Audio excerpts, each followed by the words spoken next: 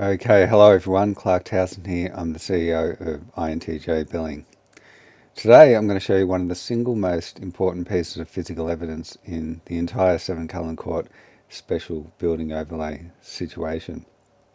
So what you're looking at here is a direct comparison between real-world measured physics on the TRZ2 zone block and Engeny's 1% AEP model that Melbourne Water relies on.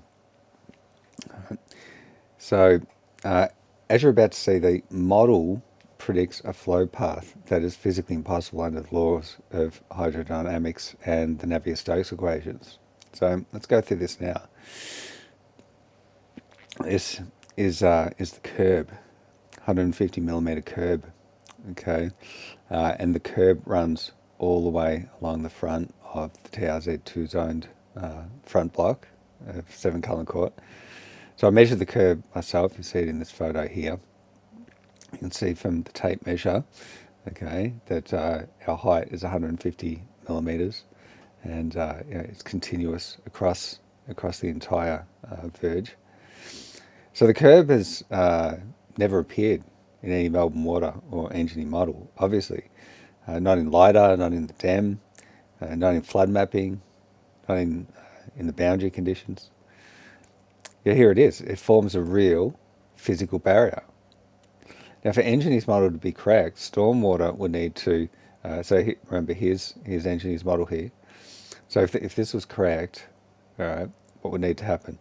Well, stormwater would need to travel across the curb, the council verge, climb a 150 millimeter vertical rise, and then magically flow uphill into the TRZ2 zone block. Right? That's what would have to happen. And that is not physically possible. Right? So remember that Navier-Stokes. Navier-Stokes, the Navier-Stokes equation makes this impossible. Okay, the Navier-Stokes momentum equation, the depth averaged Navier-Stokes momentum equation, the equation that Melbourne Water, Engeny, and every hydrologist uses. Right? So remember, the key driver of flow is minus G del H, right? Gravity acting on the water surface, okay? The water surface gradient, gravity acting on the water surface gradient. So this term can only produce downhill flow, okay? Downhill flow. We've got arrows here, right? Now for water to climb this 150 millimeter high curb, the model would require the opposite sign, a positive gravitational gradient, meaning gravity would need to reverse direction. So in other words, Engeny's model predicts water flowing uphill against gravity, right? Remember, Engeny's model here predicts water flowing uphill against gravity over this 150 millimeter high curb. And of course, that violates basic hydraulics, violates the Navier-Stokes equation, right? Violates it, and contradicts the measured real-world geometry. So Engeny's 1% AEP flood map is based on wrong geometry. Okay, clearly see. So we've got a deep red ponding. All right, we've got water flowing straight into the TRZ2 zone block, which is here. All right. Model assumes this is a natural flow path. But the reality is the TRZ2 zone block has got this 150 millimeter high council curb. I've documented it here with photographs. I've physically measured it. I've gone out there with a ruler, right? And it's impossible to overtop this council verge, right, under normal urban rainfall velocities. So Engeny's flood pathway collapses the moment that you include the actual boundary that exists on site. 150 millimeter curb, it's a high curb, right? So the red ponding here, all right, and our water over the TRZ2 block here, all right. So this is misplaced, right? It's non-physical, based on a wrong geometry input. And of course, this is not a small error.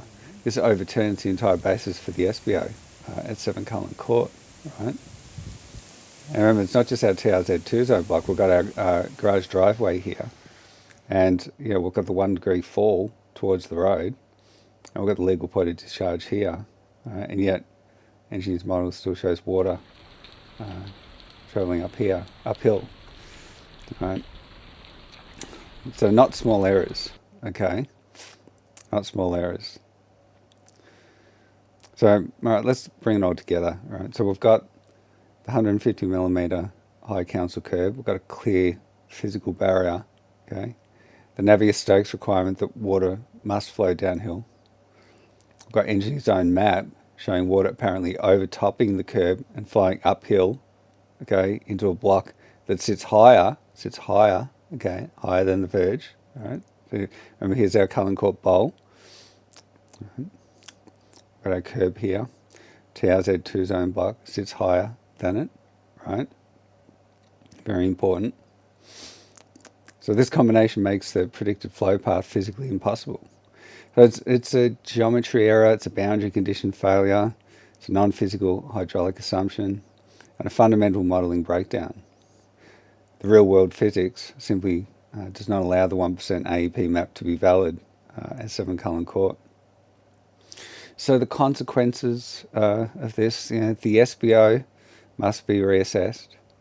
When a model contradicts measured geometry, observed site conditions, documented elevations, and the fundamental physics of water flow, it can't be used to impose a special building overlay on private land. Like, how can it be used when the model's invalid?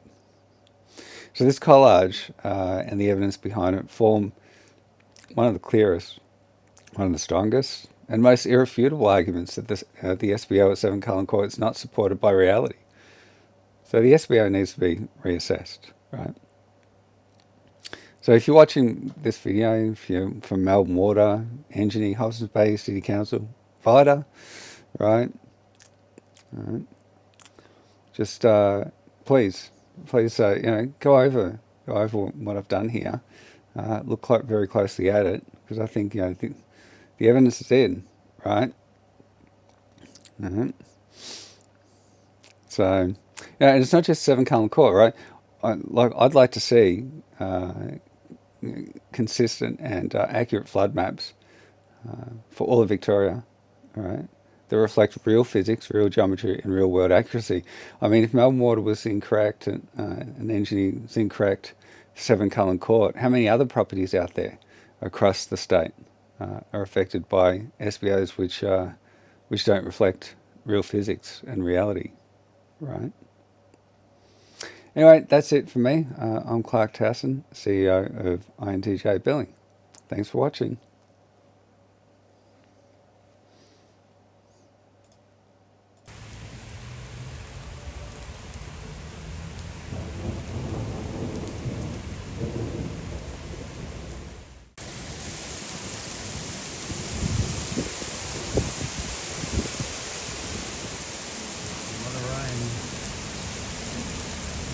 The Cullen. That's there.